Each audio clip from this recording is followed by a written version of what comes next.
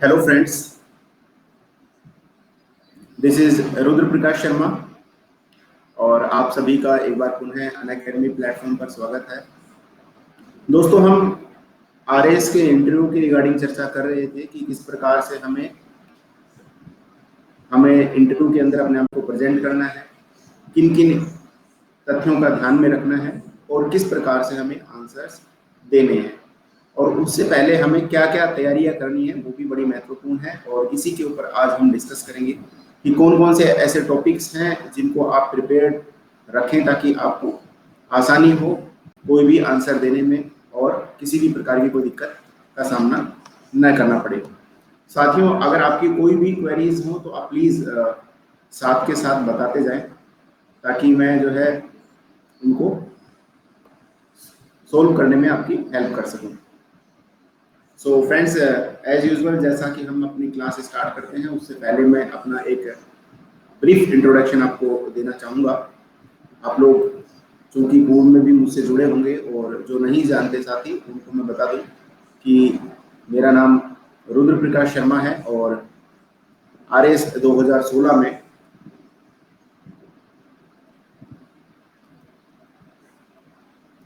मेरी 39th rank थी। वहीं आरएस 2013 में मेरी 244 रैंक थी। आज की जो हमारी क्लास है वो सभी साथियों के लिए है जो इंटरव्यू दे रहे हैं वो भी, और जो आगे मैं आशा करता हूं कि जो देने वाले हैं उनके लिए भी ये क्लास बड़ी महत्वपूर्ण है। सो प्लीज़ इसको स्किप ना करें और इन बिटवीन आप प्रश्न जरूर पूछते रहें। जितने ज़्यादा प्रश्न आप पूछेंगे उतना ज़्यादा इंटरेक्टिव हमारी क्लास होगी और उतने ही ज़्यादा जो है मैं अच्छे तरीके से आपको बता पाऊंगा। सो फ्रेंड्स, कल हमने डिस्कस किया था कि कौन कौन से ऐसे इंपॉर्टेंट टॉपिक्स हैं या इंपॉर्टेंट टिप्स हैं जिनको हम ध्यान में रख सकते हैं वाइल अपेयरिंग इन इंटरव्यू।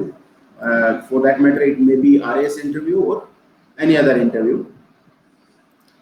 सो हमने कल और परसों भी इसी बात पर चर्चा की है कि हमारे जो टाइप्स ऑफ क्वेश्चंस जो हैं उनको हम अगर विभाजित करें इंटरव्यू के अंदर, किसी भी इंटरव्यू के अंदर, तो वो मेनली इन 5 कैटेगरीज में आपको देखने को मिलेंगे। आपकी प्रोफाइल से संबंधित कुछ प्रश्न होंगे, कुछ प्रश्न आपके फैक्चुअल होंगे, कुछ प्रश्न आपको सिचुएशनल दिए जाएंगे। एक इमेजिनरी जो है सिचुएशन क्रिएट की जाएगी, आपको डाला जाएगा उस सिचुएशन में और आपसे पूछा जाएगा कि आप किस प्रकार से उसमें रिएक्ट करेंगे, क्या किस प्रकार के एक्शंस आप उसमें लेंगे। बेसिकली ये आपकी ऑफिसर क्वालिटी चेक करने का एक तरीका है कि आप कितने इनोवेटिव हैं, अपने आप को कितना काम रख सकते हो और किस तरीके से आप जो है एक पर्टिकुलर सिचुएशन में डिसीजन लेने में सक्षम हैं।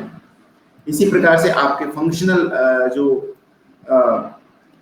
प्रश्न हैं वो पूछे जाएंगे जिस जॉब के लिए आप अप्लाई कर रहे हो। जैसे आप आरएएस के लिए अपेयर हो रहे हो तो आपको बेसिकली जो भी पोस्ट जो आपने अप्लाई की है तो उनमें से मेन जो पोस्ट हैं, चाहे वो आरएएस हो, आरपीएस हो या अकाउंट सर्विसेज हो, उनके क्या फंक्शंस हैं और किस प्रकार से वो परफॉर्म किए जाते हैं और आप उनमें क्या बदलाव ला सकते हैं, या आपको लगता है कि मैं जो है इन फंक्शंस में ये कमी पाता हूँ और ये सुधार मैं उनमें कर सकता हूँ। तो इस प्रकार के प्रश्न भी पूछे जाते हैं और एक प्रेजेंस ऑफ माइंड से संबंधित प्रश्न होते हैं।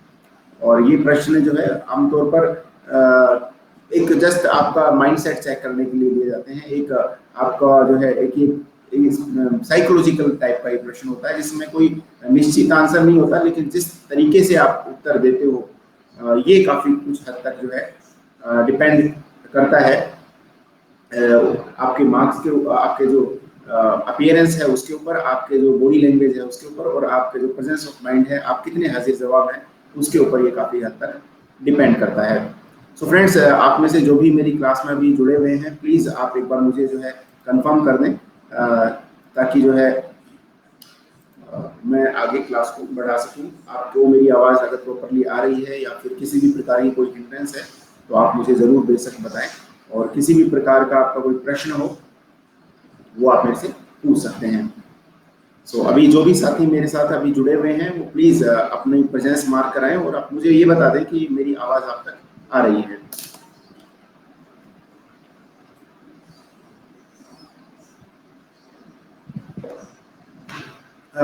हाय महेंद्र, आपको मेरी आवाज़ आ रही है? Okay, thank you. कल हमने छोड़ा था वहीं से स्टार्ट करेंगे। थोड़ा सा एक ब्रीफली हम बात करेंगे। कल मैंने चर्चा की थी कि हमें अपने नाम के बारे में पता होना चाहिए। नाम से संबंधित कोई इंपॉर्टेंट पर्सनैलिटीज हो, चाहे वो पास्ट में नहीं हो या प्रेजेंट में है, कोई पदाधिकारी है, कोई इंपॉर्टेंट स्थान है आपके नाम से संबंधित, तो उसको थोड़ा सा ध्यान में रखें। आपके पेरेंट्स की जॉब प्रोफाइल को आप ध्यान में रखें और उससे कंपैरिजन करके आपसे प्रश्न पूछे जा सकते हैं कि जो काम आपके पेरेंट्स करते हैं आप उसमें क्यों नहीं गए या उसी में क्यों आना चाहते हो, तो उसके ऊपर आप प्रिपेयर कर सकते हो। इसके अलावा आपकी स्कूलिंग से संबंधित प्रश्न पूछे जाएंगे, कहाँ से आप पढ़े हैं, किस स्थान पर वो स्थित है, उसकी कितनी ब्रांचेस हैं, उसका हेडक्वार्टर कहाँ पर है, चेयरमैन कौन है और मंत्री कौन है। स्टेट में भी पूछ सकते हैं और इसी प्रकार से सेंटर में भी आपसे पूछा जा सकता है। सिमिलरली आपके कॉलेज से संबंधित प्रश्न पूछे जाएंगे। आपने गवर्नमेंट कॉलेज से पढ़ाई की है, प्राइवेट से की है, किस स्थान पर है, आपके वाइस चांसलर कौन है यूनिवर्सिटी के, और क्या क्या इश्यूज वर्तमान में चल रहे हैं। जैसे राजस्थान यूनिवर्सिटी के वाइस चांसलर को भी हटाया गया है, चांसलर कौन होते हैं, सेंट्रल यूनिवर्सिटीज के चांसलर कौन होते हैं और स्टेट यूनिवर्सिटीज के चांसलर कौन होते हैं, तो इसका थोड़ा सा आप ध्यान रखना। इसके अलावा आपके सब्जेक्ट्स क्या क्या रहे स्कूल्स के अंदर और आपके कॉलेज के अंदर। हो सकता है कई ऐसे साथी हैं जिनका 12th तक साइंस मैथ्स रहा हो, उसके बाद उन्होंने आर्ट्स में ऑप्ट कर लिया हो या कोई और सब्जेक्ट उन्होंने चेंज किया हो। जैसे कईयों ने बीएससी की, उसके बाद में एमए की, तो वो इस प्रकार के एग्जाम्पल हो सकते हैं। तो आप थोड़ा सा उसके ऊपर ध्यान रखिएगा कि आपने क्यों सब्जेक्ट्स को बदला, क्या उसके पीछे तर्क था, क्यों आपने वही सब्जेक्ट चुना। जैसा मैंने कल भी चर्चा की, आपका आंसर विटी भी हो सकता है, आपका आंसर सिंपल भी हो सकता है, फैक्चुअल भी हो सकता है, बट जो भी आंसर आप दे वो कन्विक्शन के साथ में दे, बिल्कुल कॉन्फिडेंस के साथ में दे। ऐसा नहीं लगना चाहिए कि बनावटी है। कोई भी आंसर आपका इस तरीके से ना लगे कि आर्टिफिशियल उत्तर दे रहा है, बिल्कुल सिंपल, बिल्कुल आप जैसे एकदम ठीक। अगर गांव की भाषा में बोलते हैं तो गांव की भाषा में रखें, बोले पोलाइट। मतलब गांव की भाषा का अर्थ ये नहीं कि आप गांव की भाषा में बोले, मतलब आपकी टोन वैसी हो और आपका जो बिहेवियर है वो वैसा हो, लेकिन डिग्निटी का जरूर ध्यान में रखें। तो किसी भी प्रकार के ऐसा ऐसा ना करें कि उनको ऐसा लगे कि ये थोड़ा सा नोटोरियस टाइप में है, तो वो चीज भी नहीं होनी चाहिए। इसके अलावा आपकी कोई एक्स्ट्रा करिकुलर एक्टिविटीज हैं, आपने स्पोर्ट्स में कुछ एक्सेल किया है, कुछ मेडल हासिल किए हैं या अच्छे लेवल पर आप खेले हैं, तो उनके बारे में जरूर बताएं। एनसीसी एनएसएस आपके पास में रहे हैं, स्काउट गाइड में आप रहे हैं, तो उसकी जरूर ध्यान में रखें।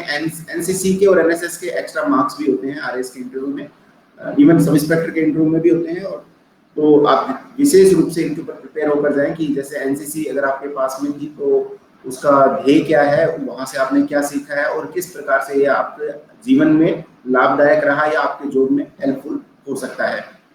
ठीक इसी प्रकार से आपकी हॉबीज, आपके इंटरेस्ट और आपकी कोई प्रवीणता हो किसी विषय में, किसी विषय विशेष के आप ज्ञाता हो या कोई चीज ऐसी हो जो आप विशिष्ट करते हो, चाहे आप गाना गाते हो, डांस करते हो, कुकिंग करते हो, तो वो जरूर आप मेंशन करें। और लेकिन कोई भी हॉबीज आप बताने से पहले आप उसके ऊपर पूरी तरीके से प्रिपेयर रहें, क्योंकि वो उस पर डीप प्रश्न पूछेंगे। ऐसा रैंडमली कोई आंसर न दे और उसको कोशिश करें कि आपकी जॉब से भी रिलेट करके देखें कि आप अगर सिंगिंग करते हो तो किस प्रकार से ये आपको जो है हेल्पफुल होगा प्रशासन के अंदर, आप किस तरीके से हेल्पफुल होगा ये आप जोड़ेंगे। बाकी एक मोटा मोटी आइडिया ऐसा हो सकता है कि भाई आप सुरों का ज्ञान रखते हो तो आपको किस सुर को कब आपको कौन सा तान लेना है, किस स्केल पे बजाना है, तो इसी प्रकार से किससे कैसे डील करना है, किस स्केल के साथ में करना है, किस भाषा शैली का प्रयोग किया जाएगा, ये प्रशासन में हमें सीखने को मिलता है। आप कनेक्ट कर सकते हो, it depends on you how you respond और क्या आपके दिमाग में उस वक्त उत्तर आ रहा है। तो जो भी आपकी हॉबी हो उस पर अच्छे से वर्कआउट करें, क्योंकि जो आपको परफॉर्मा दिया जाएगा इंटरव्यू के समय में उसमें हॉबीज अलग से मेंशन होती है और कोशिश करेंगे उसमें कुछ ना कुछ भरें। कई साथी ऐसे होते हैं जो लिखते हैं कि कोई हॉबी नहीं है, नॉर्मली कुछ ना कुछ हॉबीज तो होती है। हॉबीज से अभिप्राय है, कल जैसे किसी साथी ने प्रश्न पूछा था कि साथी कि सर क्या मैं खेती को हॉबी लिख सकता हूँ क्या, फार्मिंग को। तो बेसिकली फार्मिंग को आप हॉबी या गार्डनिंग को आप हॉबी लिख सकते हो, लेकिन बशर्ते आप वो काम रेगुलर ना करते हो। जैसे मान लो आप किसान हो तो फिर आपकी हॉबी खेती नहीं हो सकती, क्योंकि हॉबी वो होती है जो आप अपने जो एक रेगुलर चीज जो करते हो उससे अलावा करते हो, ताकि आपको अच्छा जिससे आपको अच्छा लगता है, आप अपने आप को एनर्जाइज करते हो, आपको लगता है कि यार मैं ये एक्स्ट्रा करूं। जैसे अगर शहरों में कोई रहता है और वो अपने टेरेस पे या फिर वो गमले वमले लगा रखे हैं, बाहर पेड़ पौधे उसने लगा रखे हैं, वहां ऊपर छत पे खेती करता है, तो तो उसके लिए ये हॉबी हो सकती है। लेकिन जो ऑलरेडी किसान है उसके लिए खेती हॉबी नहीं होगी। अच्छा लग सकता है खेती करना, लेकिन हॉबी नहीं होगी। वो हॉबी के लिए आपको अलग से जो है एक टाइम देना पड़ता है, या आपको ऐसा लगता है कि यार आज मैं ऊब गया हूँ इन सब चीज़ों से, तो मुझे थोड़ा सा अपने आप को एनर्जाइज करने के लिए ये चीज़ें करनी चाहिए। जैसे आप घूमना पसंद है आप लोगों को, तो आप उस तरीके की हॉबी रखना जो आप करते हो तो बेटर है।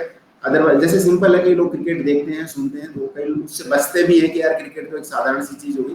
बाकी हॉबीज से कोई ऐसा नहीं कि आपका सिलेक्शन या रिजेक्शन होना है, लेकिन फिर भी आपकी प्रोफाइल के इर्द गिर्द जितना इंटरव्यू घूमेगा उतना ज़्यादा बेनिफिट आपको होगा, उतने ज़्यादा बेहतर तरीके से आप अपना उत्तर दे पाएंगे, क्योंकि आपको कॉन्फिडेंस होगा कि आप ही के एरिया में वो प्रश्न पूछे जा रहे हैं। नेक्स्ट आपका जो है वो है जॉब एम्प्लॉयमेंट, और कल तक हमने इसके ऊपर डिस्कस किया था हॉबीज के ऊपर।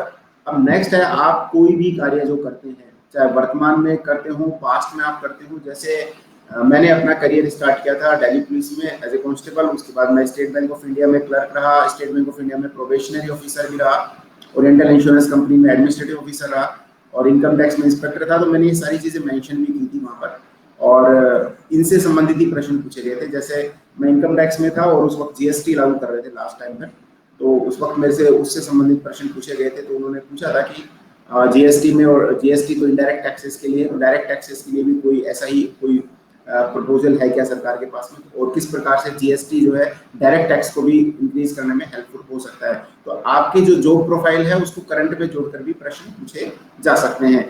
इससे पहले जैसे मैंने आरएस 2013 का जो इंटरव्यू दिया था, तो उस टाइम मैं एसबीआई में पीओ था, तो मेरे से प्रश्न पूछा गया था कि क्योंकि वो मर्जर का जो है प्रोसेस चल रहा था स्टेट बैंक्स का, और वो मर्जर हुआ नहीं था, तो एसोसिएट बैंक जो थी वो उनका मर्जर का प्रोसेस चल रहा था। तो उन्होंने पूछा था क्या मर्जर का क्या प्रोसेस है, कब तक उनका मर्जर होगा, और क्या उनकी जो है फिर रोल रहेगा मर्जर के बाद में। तो आप भी इसी प्रकार के प्रश्नों के लिए तैयार रहें। आपसे आपकी जॉब से संबंधित प्रश्न, आपके एम्प्लॉयमेंट से संबंधित प्रश्न पूछे जा सकते हैं और जाएंगे। तो ध्यान रखना आप वर्तमान में जो पोस्ट कर जिस जगह काम करते हो और उस जगह को छोड़कर क्यों आना चाहते हो, ये प्रश्न आपसे पूछा जाएगा। जैसे मुझसे पूछा गया था कि आप इनकम टैक्स को छोड़कर यहाँ क्यों आना चाहते हो, तो मैंने जो उत्तर दिया था वो मैंने जर्नलिस्ट और स्पेशलिस्ट का उत्तर दिया था। मैंने कहा था सर कि इनकम टैक्स की जो पोस्ट है वो एक स्पेशलिस्ट पोस्ट है, जहां पर केवल रेवेन्यू से संबंधित कार्य किया जाता है। तो एक प्रकार का कार्य है, मोनोटोनस वर्क है,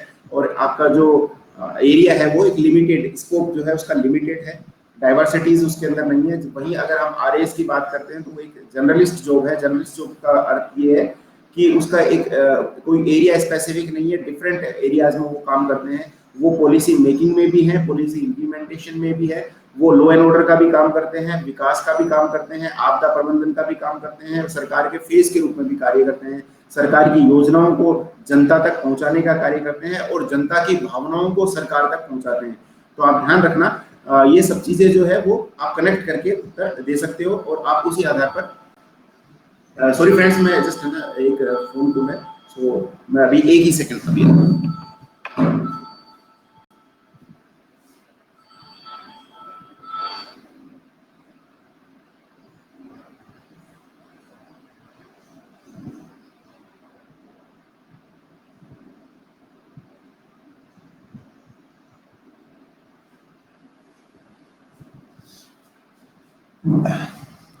सॉरी फॉर डिस्टर्बेंस फ्रेंड्स।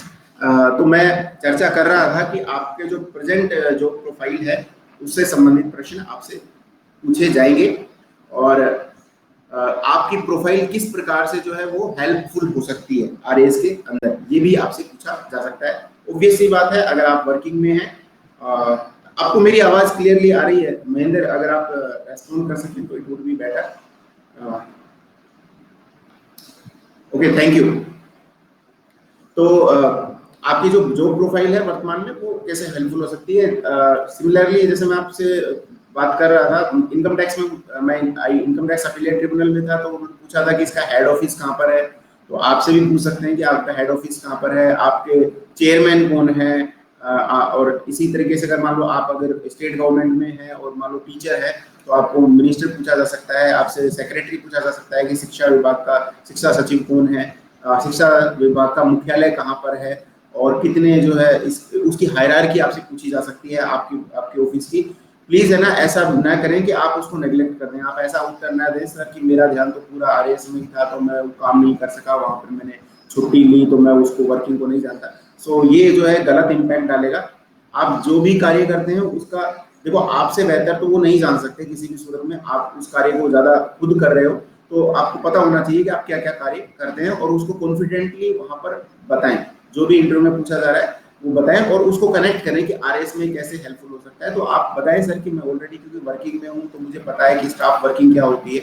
एक जो एनवायरनमेंट में जब कोई नया जो इंडक्शन होता है किसी भी एम्प्लॉय का तो उसको टाइम लगता है यूज होने में, तो मेरे साथ में वो नहीं होगा क्योंकि मैं ऑलरेडी एक जॉब में हूँ तो मुझे पता है कि क्या एटिकेट्स होते हैं, किस प्रकार का डिसिप्लिन उसमें मेंटेन करना होता है, क्या एक वर्किंग एनवायरनमेंट होता है गवर्नमेंट कल्चर में, किस प्रकार से हम अपने सिटीजन चार्टर को फॉलो करते हैं या हम किस प्रकार से जो है पब्लिक को अपनी जो है सरकार की जो योजनाएं हैं उसको पहुंचाते हैं या उनको इम्प्लीमेंट करते हैं। तो ये सब चीजें आप जोड़कर देख सकते हैं और ऐसे उत्तर अगर आप देंगे तो वो ज्यादा इम्पैक्टफुल होंगे और आपको ज्यादा अच्छा लाभ पहुंचाएंगे। इसके अलावा आपकी डोमिसाइल कहाँ की है, जहां पर आप रहने वाले हो, प्लेस, विलेज, डिस्ट्रिक्ट जो भी है आप उसका आप ध्यान रखें। आप जिस भी जिले से बिलोंग करते हैं उस जिले की डिटेल इंफॉर्मेशन आप रखें और जिले से संबंधित प्रश्न पूछे ही जाते हैं। जैसे मैं एक एग्जांपल लेता हूं, अगर आप जयपुर जिले से हैं तो जयपुर जिले में कौन कौन से इंपॉर्टेंट प्लेसेस हैं, मॉन्यूमेंट्स हैं, कोई हिस्टोरिकल प्लेस है। जयपुर ऑलरेडी अपने आप में एक जो है अभी हिस्टोरिकल साइट्स डिक्लेयर की हुई है यूनेस्को के द्वारा। तो आप है ना जयपुर के बारे में सारी चीजें ध्यान में रखें। जयपुर में जैसे जल महल है या फिर हवा महल है, नाहरगढ़ है, जयगढ़ है, और इसी तरीके के जो है अल्बर्ट हॉल है या फिर नाहरगढ़ पार्क है। तो ये सब चीजों का आप ध्यान रखें, कब वो बनाए गए हैं और क्या उनका इंपॉर्टेंस है, कितना रेवेन्यू जनरेट होता है, जयपुर की समस्याएं क्या हैं। ठीक है, ये प्रश्न पूछे जाएंगे आपसे कि प्रश्न की समस्याएं क्या है और क्या उनके सॉल्यूशंस है। तो एक चीज आप मान के चले, कोई भी शहर हो उसकी समस्या लगभग एक जैसी ही होती है। शहरों की समस्या सेम है, गाँव की भी ऑलमोस्ट सेम ही समस्या है। शहरों की समस्याओं में आप अगर देखेंगे तो जैसे आप कहेंगे साहब की जनसंख्या का जो है दबाव है, जनसंख्या वृद्धिकरण हो रहा है, अनएम्प्लॉयमेंट है, गरीबी है, स्लम्स हैं, सैनिटेशन की सुविधाएं नहीं है, पानी की जो है वाटर सप्लाई जो है वो प्रॉपरली नहीं हो पाती, बिजली कट होता है फ्रीक्वेंटली, एक्सीडेंट्स होते हैं क्योंकि इतना ज्यादा जो है वो है, और क्राइम्स बहुत ज्यादा है क्योंकि बहुत बाहर के लोग भी वहां रहने लग जाते हैं। तो वो जो है चोरी आपको मिलेगी, नकबजनी आपको मिलेगी, छीना झपटी आपको मिलेगी। तो ये समस्याएं हैं जो जयपुर में भी है और बाकी शहरों में भी है। तो आप बिल्कुल भी झिझके नहीं, आप सोचें यार कि क्या समस्या है हमारे शहर की, सेम समस्या है किसी भी शहर में आप चले जाएं, लगभग एक जैसी समस्या है। बड़े शहर में थोड़ी सी बड़ी लार्ज स्केल पर है, छोटे शहरों में छोटे स्केल पर है। इसके अलावा स्कूलिंग की समस्या होगी, एन नंबर ऑफ प्रॉब्लम है कि आप बात करेंगे कि प्राइवेट स्कूल्स हैं ज्यादा फीस वसूलते हैं, सरकारी स्कूल्स में कोटा कम है, सीटें कम है, सरकारी कॉलेजेस में सीटें कम है, परसेंटेज ज्यादा जाती है, हॉस्पिटल्स में जो है कई बार हम नहीं पहुंच पाते टाइमली, कई जगह अगर मान लो इस तरीके की दिक्कत है, भीड़ भाड़ वाले इलाके हैं, एक्सीडेंट्स जो है फ्रीक्वेंटली होते हैं। और इसके अलावा जयपुर में कई और भी है, जैसे अभी नकली मावा वगैरह बनता है दुकानों पर, नकली सामान आ रहा है शहरों में, तो खासकर ये जो है ना कि आजकल जो फोर्जरी वाले जो मामले हैं वो काफी देखने को मिल रहे हैं। तो आप ये बताएं और इसके सॉल्यूशंस भी साथ में बताते जाएं। सॉल्यूशंस बिल्कुल जैसी समस्या है वैसे ही सॉल्यूशंस भी आपके साथ में होंगे। पानी के जो है दुरुस्त सप्लाई हो, इसके लिए हम कोशिश करें कि नदियों को जोड़ें, और नदियों को जोड़ने का प्रोग्राम अभी अभी चल भी रहे हैं।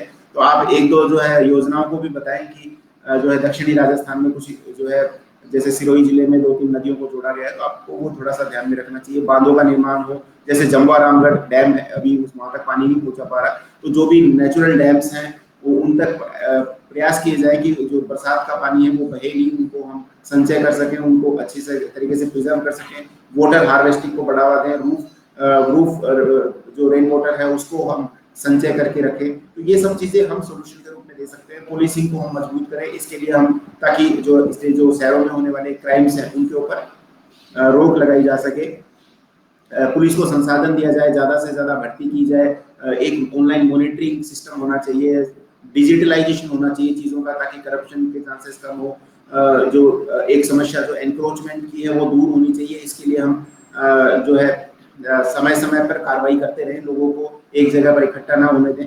तो ये सब चीजें जो है आप आंसर में दे सकते हो। एम्प्लॉयमेंट के लिए नई स्कीम्स लगाई जाए, स्टार्टअप स्टार्ट किए जाए, कोई भी शहर हो वहां पर अपॉर्चुनिटीज भी उतनी ज्यादा होती है। तो मान लो हो सकता है जयपुर में कुछ ऐसी विशिष्ट चीज होती हो, जैसे जयपुर में अब हिस्टोरिकल चीजें इतनी ज्यादा है, हिस्टोरिकल सिटी है, तो हम टूरिज्म को बढ़ावा दे सकते हैं। अभी रिसेंटली जो एक बुर्ज गिरा है आपको पता हो, तो वो उसकी हम मरम्मत करवाएं बुर्ज की, और इसी प्रकार से सिटी को मेंटेन रखें, ज्यादा से ज्यादा प्रमोशन करें ताकि ज्यादा से ज्यादा हमारा रेवेन्यू जनरेट हो।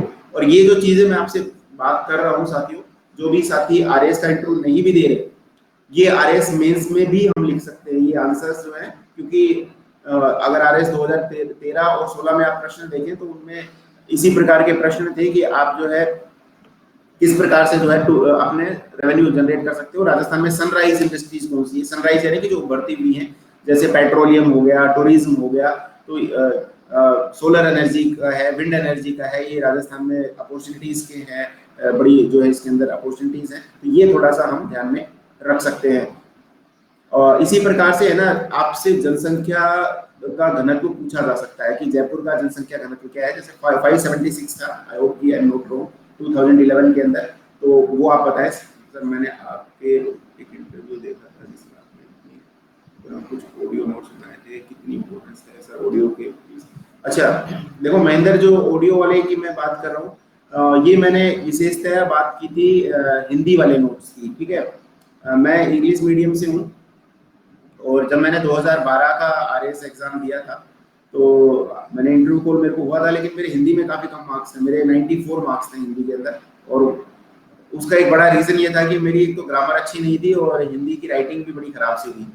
राइटिंग खराब का अर्थ ये बनावट से नहीं है, उसका अर्थ है स्पेलिंग मिस्टेक से, वर्तनी अशुद्धियों से, आपका पल्लवन, वृद्धिकरण, तो वो सब चीजें मैंने वर्कआउट नहीं किया था। मैं इंग्लिश मीडियम से था, तो मैंने थोड़ा सा उसको ध्यान भी नहीं दिया उस वक्त कि इतना ये ज्यादा महत्वपूर्ण हो सकता है। लेकिन 2013 और 2016 में मैंने वो गलती नहीं की। 2016 में तो इनफैक्ट टॉप 10 अगर आप रैंक वाले देखोगे तो उनसे भी मेरे ज्यादा मार्क्स है कईयों से, तो टॉप 10 में ही होंगे। अगर आप ओवरऑल आप बात करें तो मेरे जो मार्क्स थे हिंदी और इंग्लिश वाले पेपर में, वो टॉप 10 में होंगे। तो उसका जो एक बहुत बड़ा रीजन था, वो जो मैंने पूर्व में अपने इंटरव्यूज में भी बात की, मैंने ग्रामर के ऊपर बड़ा फोकस किया। मेरे ग्रामर में 46 मार्क्स हैं आउट ऑफ 50, हिंदी के ग्रामर वाले पोर्शन में 50 में से 46 मार्क्स हैं, और उसके लिए मैंने एक अलग से कॉपी बनाई थी। मैं डेली जो है उस कॉपी के अंदर लिखता था, मतलब मैंने उसको बाइफरकेट किया हुआ था कॉपी को। फर्स्ट पेज पे जैसे मैंने पर्यायवाची लिख लिए, फिर मैंने प्रशासनिक शब्दावली लिख ली, शब्द युग्म लिख लिए, और समानार्थक शब्द लिख लिए, वाक्यांश लिख लिए, मुहावरे, लोकोक्तियां, इस तरीके से मैंने बाइफरकेट किया हुआ था कॉपी को। और मैंने ये डिसाइड किया था कि रोज 5-5-5 मैं उसमें लिखूंगा, और हर एक को मैं 5-5 बार बोलता भी था थोड़ा सा, क्योंकि ये एक तरीके से रटने जैसा ही है। तो आपको जैसे मान लो मेंढक है, मेंढक का शार्दुल, मंडूक, दादुर, ये सब चीजें जो है, ये कोई ऐसी चीज नहीं है जो आपको केवल वैसे याद हो जाए। जैसे पासपोर्ट को पारपत्र कहते हैं, पासपोर्ट आपके समझ में आता है क्या होता है, लेकिन पारपत्र उसको हिंदी में कहते हैं। तो वो एक इशू है, वो आपको रटना ही पड़ेगा। तो रटने के लिए आपको चीजों को रिपीट करना पड़ता है। न किंचित अस्ति तद वस्तु यदि वैशिष्ट दुष्करम, दुनिया में ऐसी कोई वस्तु नहीं है जो बिना, जिसको हम एफर्ट डालें, हम उसको प्रयास करें, प्राप्त ना कर सकें। तो जितना ज्यादा आप रिपीट करोगे ना, उतना ज्यादा करत करत अभ्यास के जन्मत हो सुजान रसरी आवाज जाते सिर पर परत निशान। ये बिल्कुल सही है। जो साथी बिल्कुल अपना नाम वाम सब याद रख सकते हैं, अपने परिवार का नाम याद है, घर वालों का नाम याद है, अपने घर जा सकते हो, इट मीन्स आप नॉर्मल हो। बस आपको अभ्यास करने की आवश्यकता है, और टेंशन नहीं लेनी हो कि यार कई बार याद नहीं होता है। तो हम याद नहीं होता है, उसका एक रीजन ये है कि हम रिपीटेशन नहीं करते। हो सकता है किसी को जल्दी पकड़ में आ जाता हो, लेकिन रिपीट आप करोगे जितने ज्यादा वो उतना बेहतर है। इसी कारण मैंने क्या किया, एक समय के बाद उनकी रिकॉर्डिंग स्टार्ट कर दी अपने मोबाइल फोन के अंदर। मैं उनको रिकॉर्ड करता था पर्यायवाची सारे, जैसे मैंने एक दिन 20 मिनट के अंदर सारे बोल दिए, बोल के उनको अपने फोन में रिकॉर्ड कर दिया। रिकॉर्ड करके उसका फायदा ये है कि रिकॉर्डिंग को हम अपने स्पीड के अनुसार भी सुन सकते हैं। जैसे मान लो आपने 15 मिनट में रिकॉर्ड किया है ना, तो आप उसको डबल स्पीड पे करके 7.5 मिनट में रिवाइज भी कर सकते हो। और उसमें आपको कुछ करना नहीं है, बस आपका ईयरफोन लगाना है। आप मान लो सपोज आईपीएल के मैच ही देख रहे हो, तो आपको आवाज की जरूरत नहीं है कि भाई आपको वो उसमें आपको आवाज भी सुननी है, कमेंट्री भी सुननी है। मान लो आप खाना बना रहे हो, आप किराए पे कहीं बाहर रहते हो, घर से बाहर रहते हो, तो खाना बनाते समय आप अपना ईयरफोन लगा लो, और साथ में आपकी रिकॉर्डिंग भी चल रही है, आपका रिवीजन भी हो रहा है। हो सकता है आप उस कंसंट्रेशन के साथ नहीं सुन रहे, लेकिन फिर भी थोड़ा बहुत भी दिमाग में पड़ेगा ना। आप देखते हो ना मंदिर में जो पुजारी होते हैं, वो सुबह सुबह जो है सुंदरकांड का पाठ कर लेते हैं, तो उन्होंने तो या थोड़ा ना कि इतनी बार रटा गया है कि वो अपने आप ही हो जाता है। जिनका घर मंदिरों के पास में होता है उनको सबको सुंदरकांड आता है, क्योंकि वो ना करते हुए भी रोज एक ना एक कांड तो सुन ही लेते हैं। तो वो ऑटोमेटिकली है ना, जितना ज्यादा आप रिपीट करोगे चीजों को उतना अपने आप ही याद हो जाएगी। सो इसलिए मैंने वो रिकॉर्डिंग का किया था। आप रिकॉर्ड कर सकते हो, कोई भी चीज रिकॉर्ड कर सकते हो। इवन इनफैक्ट है ना, जैसे कोई साइंस का कोई टॉपिक है आपको याद नहीं हो रहा बार बार, जैसे प्री के अंदर याद नहीं हो रहा, कोई फैक्ट याद नहीं हो रहे, तो आप उनको रिकॉर्ड कर लो 15-20 मिनट का एक जो है पूरा ऑडियो बना के, और खुद की आवाज में होता है, उनको जल्दी पकड़ में आता है। उनको रिकॉर्ड कर लो और उसको फास्ट मोड पे सुन सकते हो, पहले स्लो मोड पे ही सुन लो, फिर फास्ट मोड पे उनको सुनते जाओ। तो जितने और उसमें आपको कुछ एफर्ट भी नहीं डालना है। जैसे आप कई बार क्या होता है, पढ़ते हैं तो हमें बोलना भी पड़ता है, फिर उसके बाद उसको फिर याद करें। अब बोल तो आपने पहले ही लिया, अब बार बार बोलने की आवश्यकता है नहीं, क्योंकि आपने ऑडियो उसमें ऑडियो रिकॉर्डिंग की हुई है। तो आधुनिक गैजेट्स हैं आपके पास में, तो उसका इस्तेमाल करें। तो आपकी खुद की ऑडियो रिकॉर्डिंग है, आपको ज्यादा आसानी से पकड़ में आएगी। सो आप इस तरीके का चीजें जो है इस्तेमाल कर सकते हैं। आई hope I made it clear. तो आप उस तरीके से अपनी तैयारी को आगे जारी रखें। मैं बात कर रहा था कि जहां से आप बिलोंग करते हैं, जिस डिस्ट्रिक्ट से आप बिलोंग करते हैं, उसके बारे में आपको एक जो है ध्यान में होना चाहिए। पिछली बार के मैं प्रश्न बता रहा हूँ कि पिछली बार लोगों से पूछा गया है। मैं जितनी भी चीजें अभी यहाँ चर्चा कर रहा हूँ, मैं खुद 3 बार आरएस का इंटरव्यू दिया हुआ है। मैं बार बार ये चीज रिपीट करता हूँ। इसका रीजन ये नहीं कि मैं बताना चाहता हूँ मैंने इंटरव्यू दिया, मैं at least I want you to make it believe कि मैं जो कह रहा हूँ सच है बिल्कुल। तो इस कारण से मैं इसको रेफर जो है बार बार कर रहा हूँ। और मेरे साथियों ने जिन्होंने भी इंटरव्यू दिए, तो उनके भी अनुभव मुझे पता है। तो उस आधार पर मैं कह सकता हूँ कि इस प्रकार के प्रश्न जो है पूछे गए हैं, पूछे जाते हैं और पूछे जाएंगे। तो पॉपुलेशन आपसे पूछा जा सकता है। इवन है ना, लोगों से ये पूछा गया है कि आपका जो पशु घनत्व क्या है। अभी जैसे राजस्थान का 169 था लास्ट जो जनगणना आई थी, पशु जनगणना, तो वो पूछे गए थे प्रश्न। आपके जिले में सबसे ज्यादा जानवर कौन से मिलते हैं और कौन से मेले लगते हैं आपके जिले के अंदर, रेवेन्यू के सोर्सेज क्या है, जिले के महत्वपूर्ण डिग्निटरीज कौन से हैं। जैसे मेरे से पूछा गया था कि जयपुर कलेक्टर कौन है, जयपुर के एसपी कौन, अब तो कमिश्नर हो, कमिश्नरेट प्रणाली है, तो जयपुर के कमिश्नर कौन है। तो आपके मान लो आप दूसरे जिले से हैं तो आपसे एसपी पूछा जा सकता है। संभागीय आयुक्त के बारे में पूछा जा सकता है, किस संभाग में आपका जिला पड़ता है वो पूछा जा सकता है। लिंगानुपात क्या है आपका जो है। और एक समस्या शहरों में ये भी है कि लिंगानुपात बड़ा कम है, तो वो भी आप बात, गाँवों की बजाय अगर आप देखें शहरों में लिंगानुपात कम है, वो भी एक समस्या है। और उसका एक बड़ा कारण जो है ये जो मशीनरी है, जिसके कारण जो चेकिंग हो जाती है और कोर्ट में मार दिया जाता है बच्चों को, ये एक बहुत बड़ी समस्या है शहरों की। तो गाँव में भी है लेकिन शहरों में कुछ ज्यादा है। तो क्योंकि लोग बाग इसको ज्यादा बच्चे होते हैं तो उनको एक बोझ के रूप में मानते हैं, तो वो बच्चों को जो है कोर्ट में मरवा देते हैं। तो ये समस्या है, इनको हम दूर कैसे करेंगे? पीसीपीएनडीटी एक्ट को मजबूती से लागू करेंगे, हम अपने सोर्सेज को मजबूत करेंगे, जिन जो ऐसी कार्रवाई कर रहे हैं उनके लाइसेंस कैंसिल करवाएंगे उनको। मुझे कोई काम है, मैं और कोई इशू नहीं है, बिल्कुल। नमस्ते दीपक। सो ये चीजें जो है ध्यान में रखना आपकी, आपका जो शहर है, आपका जो जिला है, आपका जो राज्य है, उसके बारे में आप, राज्य से मेरा अभिप्राय है कि कई लोग ऐसे हो सकते हैं जो उत्तर प्रदेश से हों, मध्य प्रदेश से हों, गुजरात से हों, हरियाणा से हों, पंजाब से हों, जो कि आरएएस के इंटरव्यू में अपीयर हो रहे हैं। तो आप अपने जिले के बारे में जरूर रखें और उनसे विशेषतः राजस्थान के बारे में जरूर प्रश्न पूछे जाएंगे। जो आउट ऑफ स्टेट वाले हैं उनसे पूछा जाएगा कि आप राजस्थान में ही क्यों जो है आपने अप्लाई किया है, आप यहाँ पर, आपको हम क्यों लें, और आप राजस्थान की कौन सी ऐसी चीजें हैं जिनके बारे में जानते हैं जो आपको अट्रैक्ट करती हैं। तो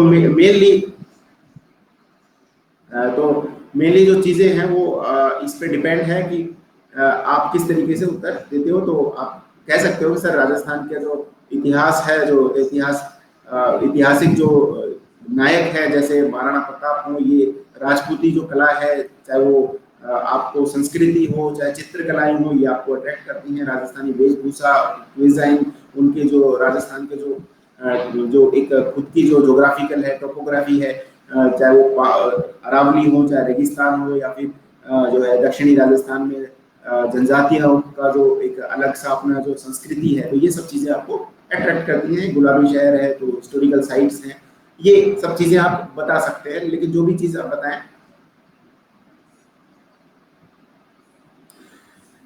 तो ये सब चीजों को आप थोड़ा सा ध्यान रखें। मैं आपको फिर रिपीट कर दूं कि पॉपुलेशन में आप ध्यान रखें कि क्या हमारा जनसंख्या घनत्व है, क्या हमारी जो है ट्राइबल पॉपुलेशन कितनी है, हमारे डेंसिटी कितनी है, मेन प्रॉब्लम्स क्या हैं, कौन कौन सी लैंग्वेज जो है बोली जाती है। और एक बात और इंटरव्यू में जो है आपसे 3-4 सेंटेंस लोकल लैंग्वेज में बुलवाते हैं कि मारवाड़ी में हमें कुछ बोल के दिखाएं।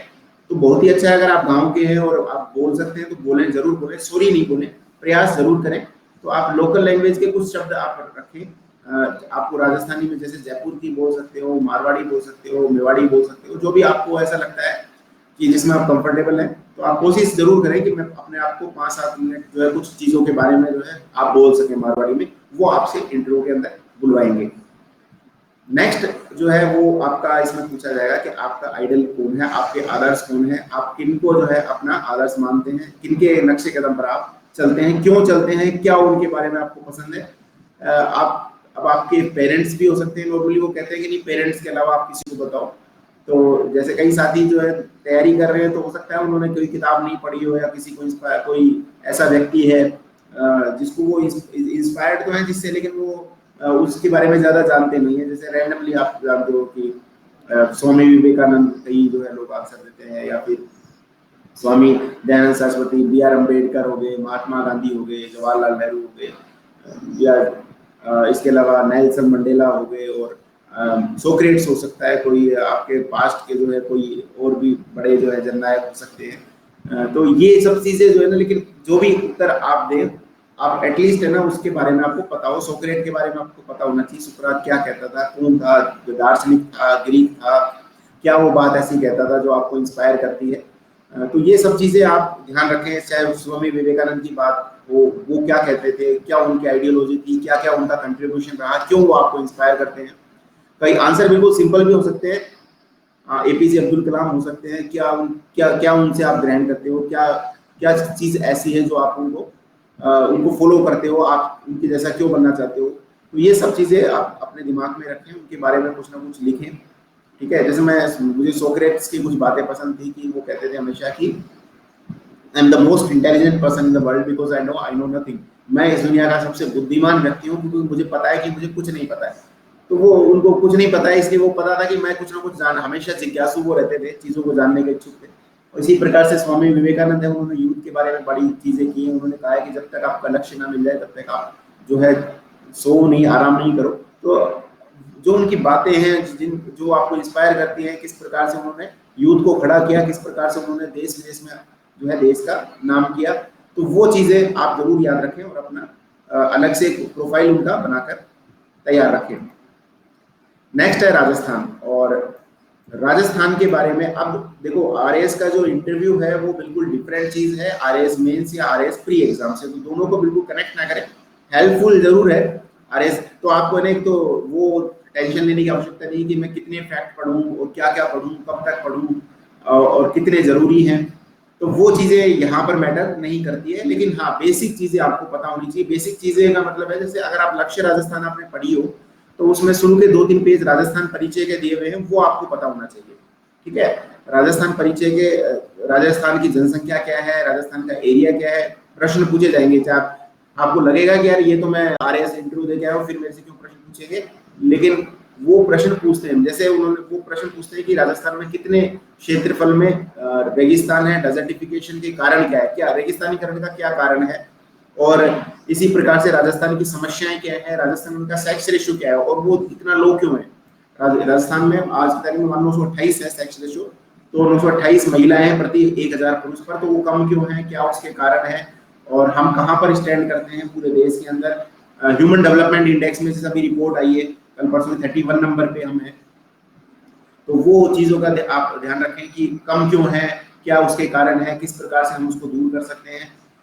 आपके जो यहाँ पर जो आंसर होंगे ना वो एनालिटिकल होंगे और वो आगे तक जाएंगे, मतलब वो एक जगह तक सीमित नहीं रहेंगे। जहां पर आप कहते हो ना कि राजस्थान का क्षेत्रफल 3,39,242 वर्ग किलोमीटर, 3,42,239 वर्ग किलोमीटर है, तो वो वहां तक ही सीमित नहीं रहेंगे। वो आपसे फिर बॉर्डर एरियाज पे जाएंगे, फिर वो बॉर्डर एरियाज में पूछेंगे कि बॉर्डर एरियाज की समस्या क्या है, कि हमारे जो मेन बॉर्डर, जैसे बॉर्डर एरियाज के, अगर मान लो मैं गुड मॉर्निंग वीर, सो जो मेन समस्याएं हैं, जैसे आपका जो है ट्रैफिकिंग, ह्यूमन ट्रैफिकिंग हो सकती है बॉर्डर एरियाज पर, आपकी स्मगलिंग हो सकती है, टेररिज्म का जो है एक साधन, क्योंकि बॉर्डर एरियाज पे जो लगा हुआ है वो हो सकता है, और आपके जो है स्मगलिंग हो सकती है चीजों की, टैक्स चोरी हो सकती है, तो ये सब इन्फिल्ट्रेशन हो सकता है। तो ये सब चीजों का आप थोड़ा सा ध्यान रखें। जैसे आप कोई पंजाब से लगते हुए जिले हैं तो वहां पर क्या समस्या है, गुजरात से लगते हुए जिलों पर हो सकता है दारू की अवैध सप्लाई होती हो, पंजाब से लगते हुए जिलों में नशे की अवैध सप्लाई होती हो, हरियाणा में जो है अभी गैंगस्टर्स बहुत बड़े सक्रिय हैं। तो जैसे अभी चाहे वो आनंद पाल वाला हो पहले, या फिर अभी जो है पपला गुर्जर वाला हो, वो बड़े इशू है, वो जो हरियाणा और राजस्थान दोनों में क्राइम करते हैं। बॉर्डर एरियाज पे ये समस्या है। इसके अलावा दक्षिणी राजस्थान में अलग समस्याएं हैं, पश्चिमी राजस्थान की अपनी अलग समस्याएं हैं। पश्चिमी राजस्थान में पानी की समस्या है, दक्षिणी राजस्थान में जो है आप देखेंगे कि जनजातियां हैं तो उनकी अपनी कुछ की खुद कुछ कुरीतियां है, कुछ गरीबी है, कुछ अवेयरनेस नहीं है। इसी प्रकार से पूर्वी राजस्थान में क्राइम अधिक है।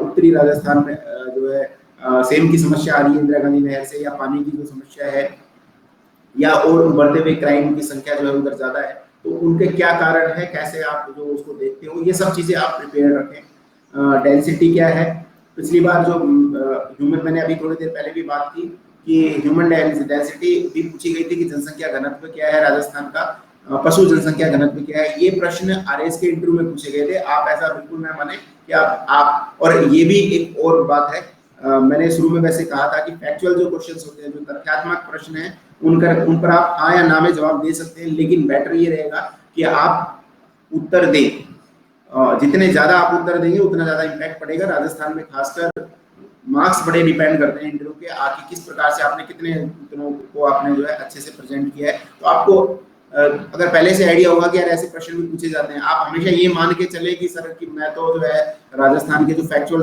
प्रश्न है वो तो हमने पास किया हुआ है, प्री और मेंस। आपको ज्यादातर लोग यही बात कहेंगे कि प्री और मेंस तो हमने पास किया हुआ है, तो राजस्थान तो आती ही होगी। अब वो इंटरव्यू में फैक्ट है और नहीं आती तो कोई बात नहीं, सॉरी सर, लेकिन ऐसा बिल्कुल नहीं है। सॉरी वोरी का वहाँ कोई खास खाता नहीं है, ज्यादा अच्छा नहीं समझा जाता आरपीएससी में। यूपीएससी में थोड़ी डिफरेंट अलग चीज है। तो आप कोशिश करें कि आप पहले से प्रिपेयर्ड रहें ताकि आप वहां पर जाकर आंसर दें। लेकिन ये बात बिल्कुल सत्य है, गलत आंसर देने से आपका नो आंसर ज्यादा बेहतर है। इसी प्रकार से राजस्थान की लिटरेसी रेट क्या है, पुरुष लिटरेसी रेट क्या है, महिला लिटरेसी रेट क्या है, कम क्यों है, किस प्रकार से आप इसको बढ़ा सकते हैं, ये सब चीजें आप ध्यान में रखें।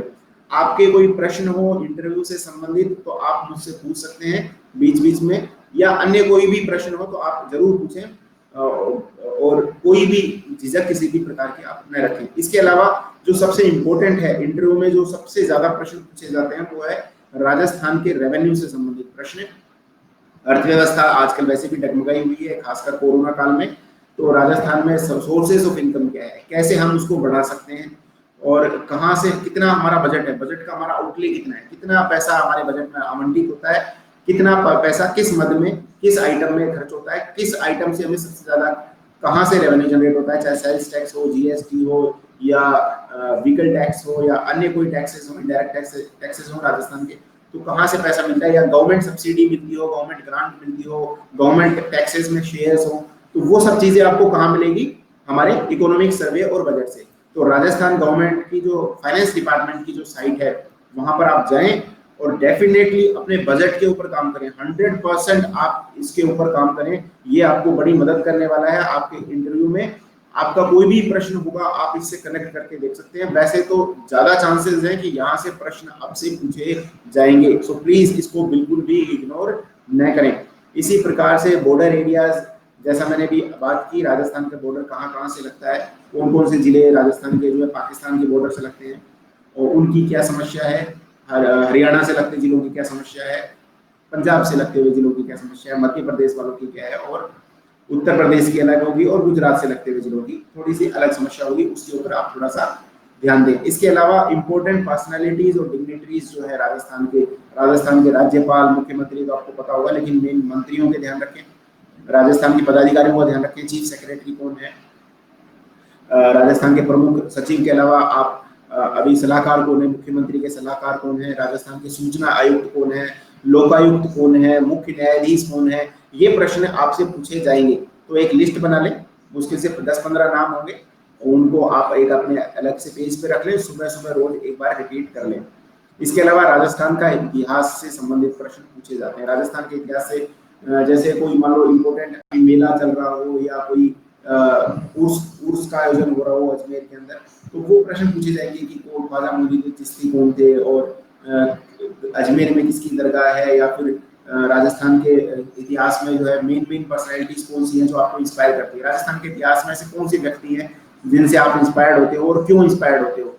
ठीक है, महाराणा प्रताप हो, चाहे वो महाराणा सांगा हो, बुम्बा हो, या डालीबाई हो, या फिर इसी प्रकार के जो है विजय सिंह पथिक हो, जयनारायण व्यास हो, ये सब पर्सनैलिटीज जो है आप इनसे इंस्पायर हो सकते हो, इनसे कुछ चीजें सीखी होंगी, तो वो थोड़ा सा आप ध्यान में रखना। इसके अलावा राजस्थान में यूनेस्को की साइट्स कौन सी हैं, ये प्रश्न पिछले बार पूछा गया था। अभी हेरिटेज साइट का जो है दर्जा दिया, हेरिटेज सिटी का दर्जा दिया गया है जयपुर को। तो इंडिया में कितनी हेरिटेज सिटीज हैं, क्योंकि सेकंड ही है, I hope I am not wrong, second ही है, तो आप उसका भी ध्यान रखना कि पहली कौन सी है, यूनेस्को की कौन कौन सी साइट्स है, नेचुरल साइट्स कौन सी है, मैन मेड साइट कौन सी है, उसका ध्यान रखना। डेजर्ट एरिया कितना है राजस्थान में, कितने जिले जो है वो मरुस्थल एरिया में आते हैं, मेन जो है समस्याएं क्या है रेगिस्तानी इलाकों की, और रेगिस्तान क्यों है, चाहे वो पश्चिमी विक्षोभ होने के कारण रेगिस्तान है, या फिर सबडक्शन जोन है, वर्षा कम होती है, प्रेसिपिटेशन ज्यादा है, सूर्य की किरणें ज्यादा पड़ती हैं, तो आपका जो है जो पानी जो है जो उड़ता ज्यादा है, बरसात में गिरता कम है, तो ये सब चीजें आप बता सकते हो। इंदिरा गांधी कैनाल के ऊपर काफी प्रश्न पूछे गए थे, सेम की समस्या पूछी गई थी, आप किस प्रकार से उसको दूर करेंगे, ये प्रश्न भी जो है आपसे पूछे जाएंगे। इसके अलावा राजस्थान के इंपोर्टेंट प्रोजेक्ट्स के ऊपर आप जरूर तैयार करें। राजस्थान गवर्नमेंट की जो फ्लैगशिप योजनाएं हैं, ये आपको हर एक जो योजना है वो आपके साइट पे भी मिल जाएगी। करंट अफेयर्स की किसी भी किताब में आप उठा लो, राजस्थान से संबंधित सब में इंपोर्टेंट प्रोजेक्ट्स होंगे। राजस्थान की जो फ्लैगशिप स्कीम्स है उनको जरूर याद रखें और कोशिश करें, खासकर जो महिलाएं हैं, महिला संबंधित प्रश्न जरूर पूछे जाते हैं कि महिलाओं को सशक्त करने के लिए कौन कौन सी योजनाएं राज्य सरकार के द्वारा चलाई जा रही है, लिंगानुपात को बढ़ावा देने के लिए कौन सी योजनाएं राज्य सरकार के द्वारा चलाई जा रही है, गरीबी को कम करने के लिए क्या योजनाएं हैं, एम्प्लॉयमेंट जनरेशन की क्या योजनाएं हैं, रेवेन्यू जनरेशन की क्या योजनाएं हैं। राजस्थान में पानी की कमी है तो पानी को बढ़ावा देता है, जल स्वावलंबन अभियान हो या इससे पहले के जो भी योजनाएं हैं उनके बारे में जो है आपसे पूछा जा सकता है।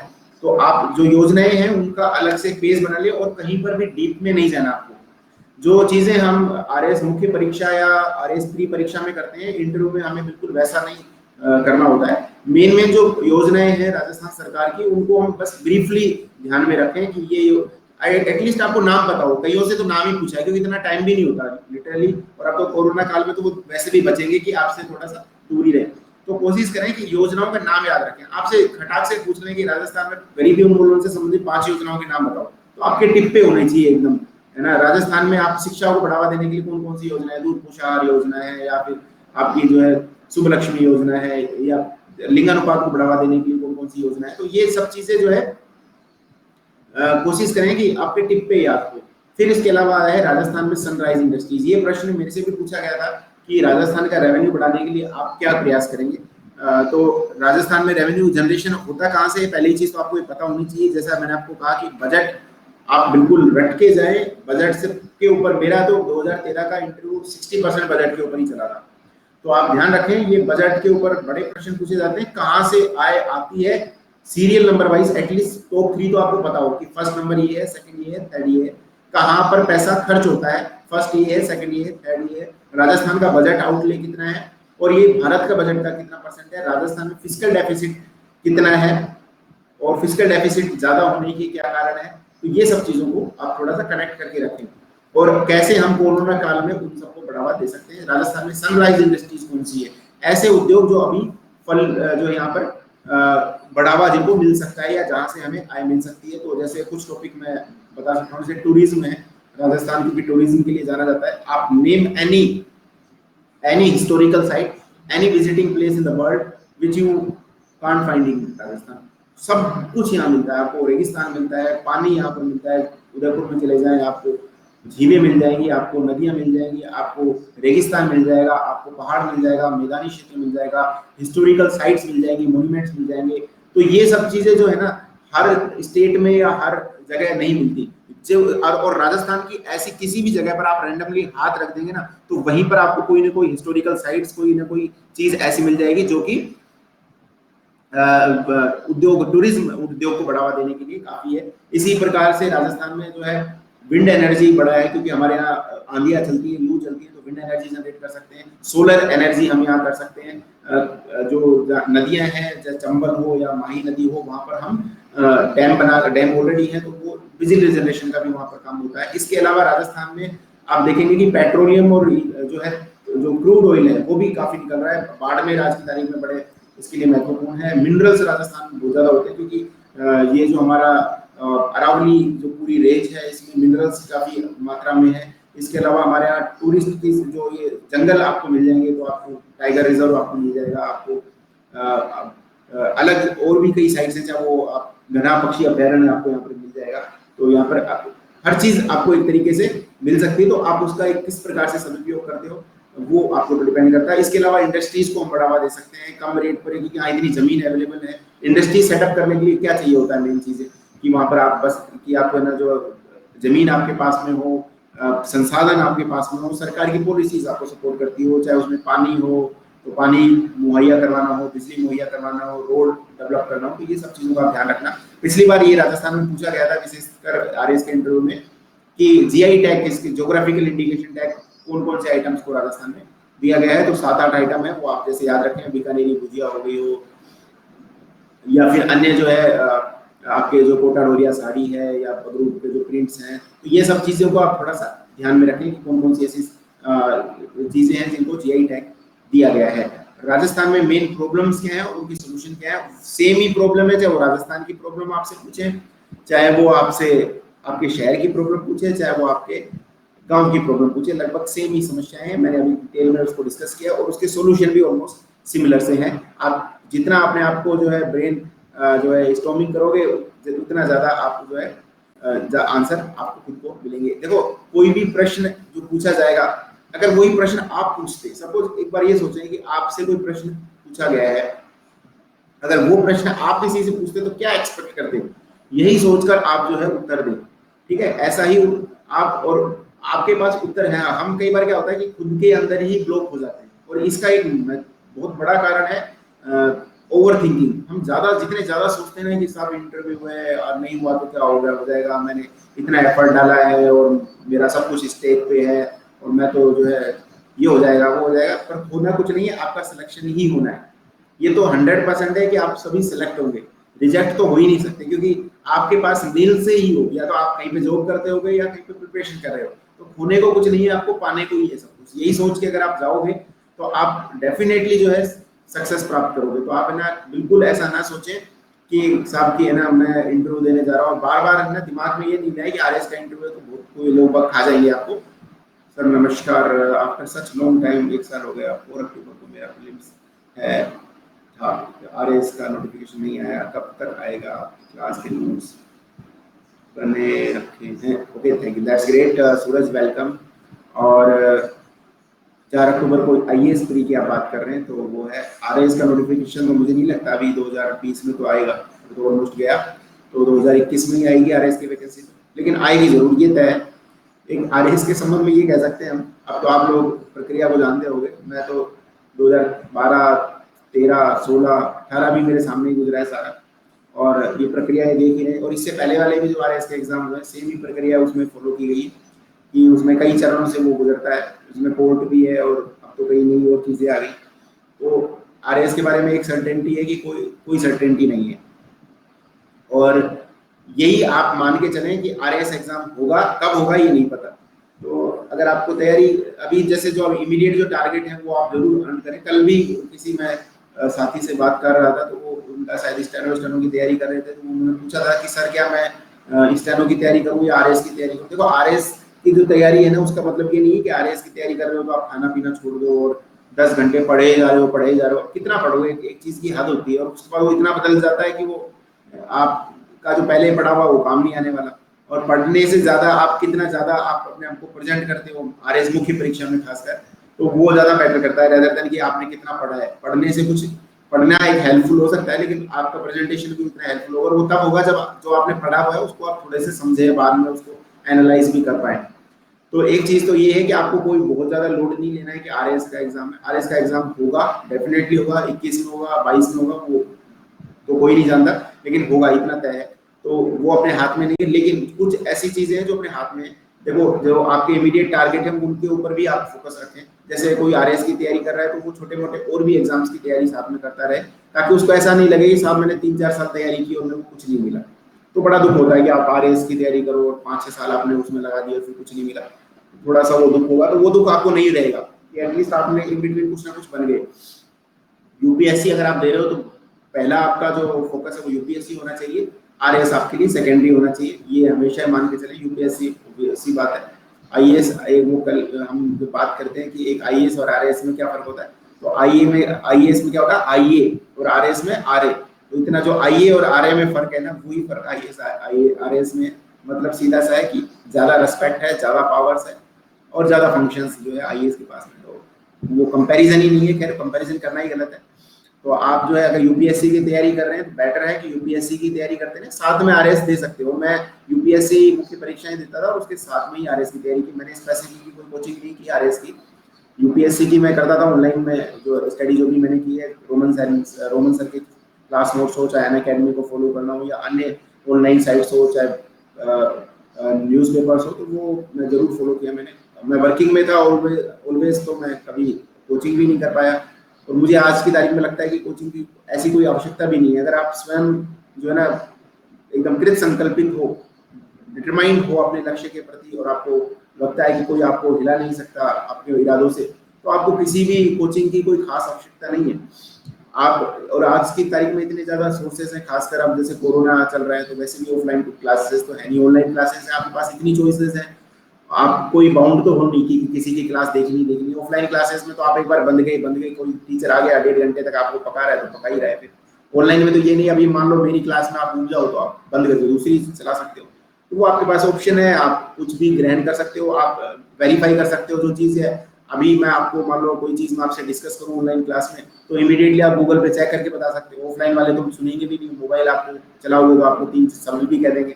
यहाँ तो वो सब चीजें है नहीं, तो आप इमीडिएटली चेक भी कर सकते हो। कंटेंट ज्यादा डिलीवर होता है ऑनलाइन क्लासेस में, तो वो सब चीजें हैं, तो आप इनका लाभ भी उठाएं।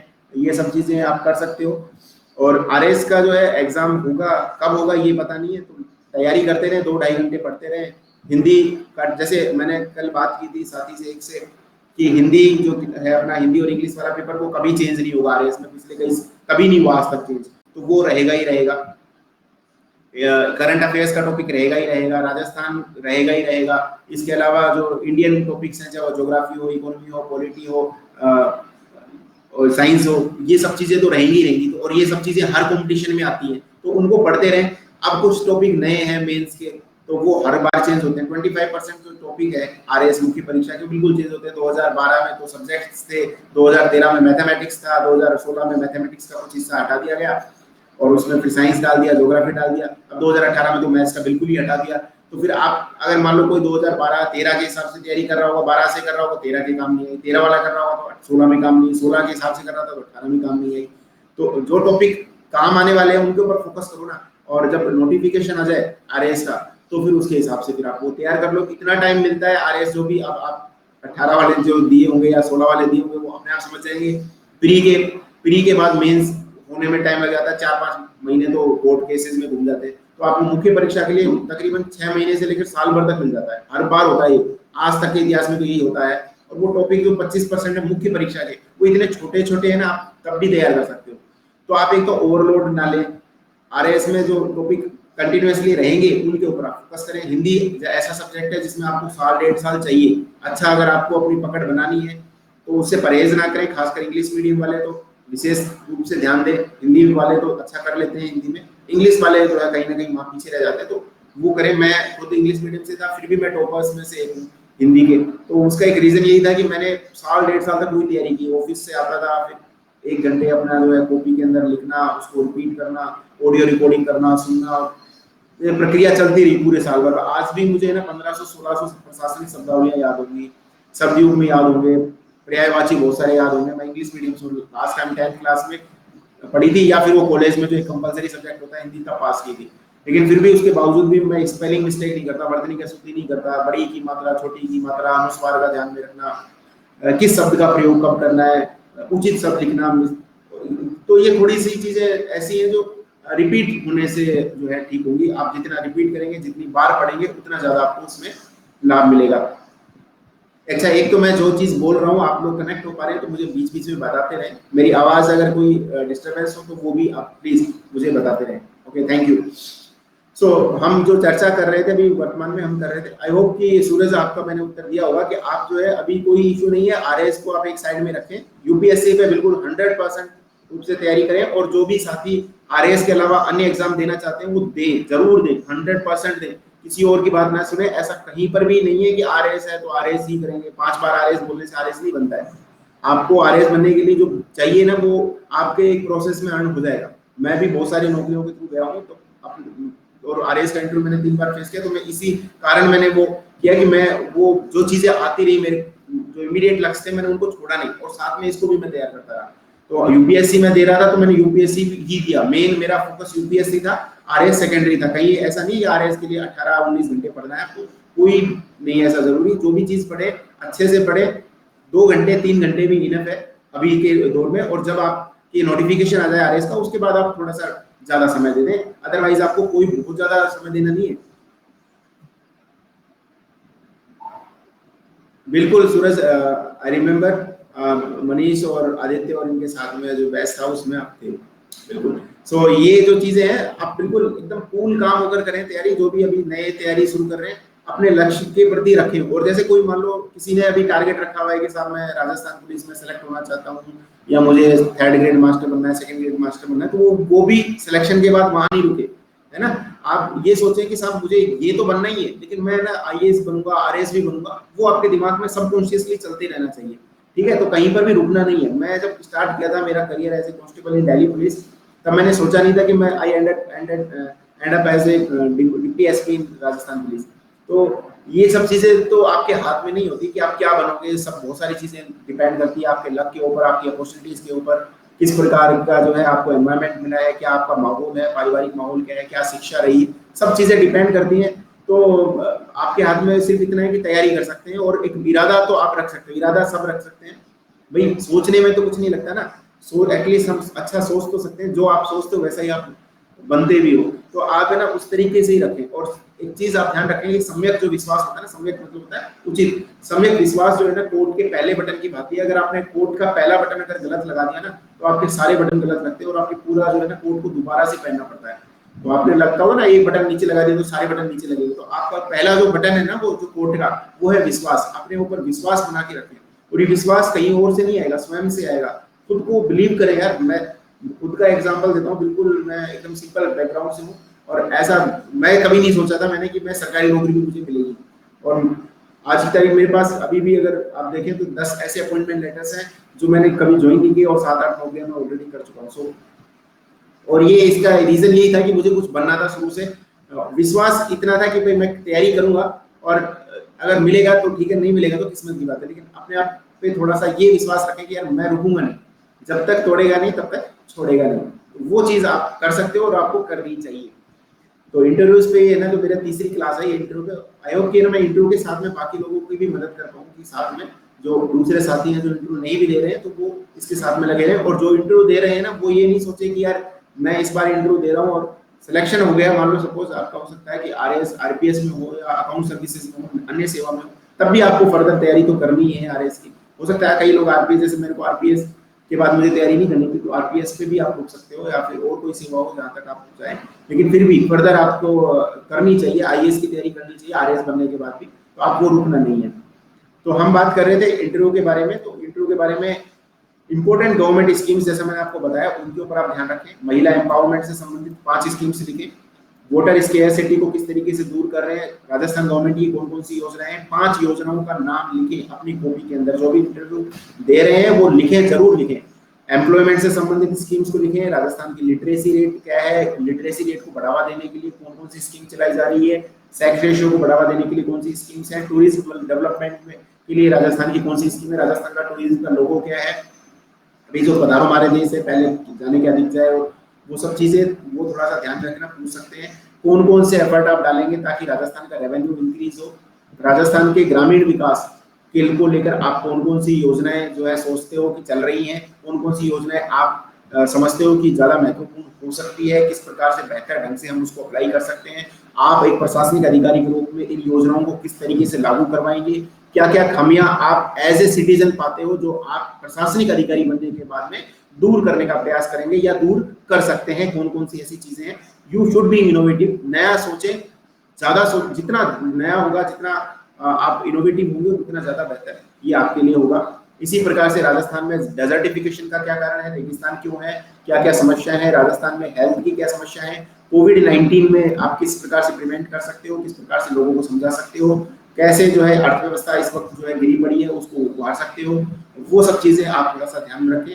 क्वेश्चंस के आंसर आपके पास स्वयं है, बस ब्रेन स्टॉर्मिंग करें, ज्यादा अपने ग्रुप बनाकर रखें, जो साथी आपके साथ में है इंटरव्यू जो दे रहे हैं उनका एक ग्रुप बनाकर रखें, जो एस्पिरेंट्स हैं जो आरएएस की तैयारी करना चाहते हैं या अन्य सेवाओं में हैं, पहले से सिलेक्टेड हैं, उनसे टच में रहें, मॉक इंटरव्यूज ज्यादा से ज्यादा दें ताकि आपको एक यूज टू हो जाओ, आपको ऐसा लगे नहीं कि साहब मेरे को कुछ नहीं आता है इंटरव्यू के। और आप जब इंटरव्यू के अंदर जब जाओगे तो आपको ऐसा लगना चाहिए कि यार ये तो नॉर्मल है, मैं तो रोज ही देता था मॉक इंटरव्यू, तो कोई खास बड़ी चीज नहीं है, एकदम फोड़ के आना है, बढ़िया एकदम परफॉर्म करना है। तो वो सब चीजें आपके मेंटल प्रोसेस है जिसके लिए आपको प्रिपेयर होना पड़ता है।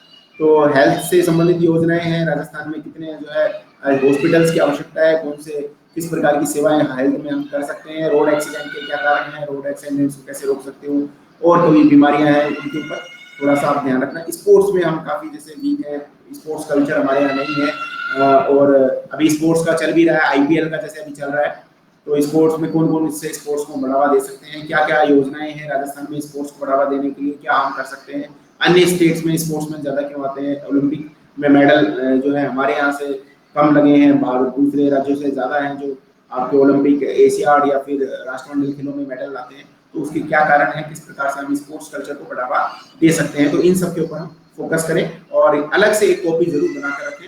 सो फ्रेंड्स, आज का जो है टाइम क्या है, मुझे अलाउ नहीं कर रहा कि फर्दर जाने को, लेकिन मैं क्योंकि अपने जो इंटरव्यू के साथ में ही आरएएस मुख्य परीक्षा की और प्री परीक्षा की भी बात करता रहूंगा, सो मेरा जो important tips for RAS interview है, तो आप केवल ये ना मान के चलें कि मैं केवल इंटरव्यू की बात कर रहा हूँ, इंटरव्यू पे तो मेरा फोकस रहेगा ही, आपके कोई प्रश्न हो तो आप इन बिटवीन पूछते रहें, आरएएस की तैयारी से संबंधित कोई प्रश्न हो पूछते रहें, अन्य किसी एग्जाम की तैयारी से संबंधित प्रश्न हो तो आप पूछ सकते हैं।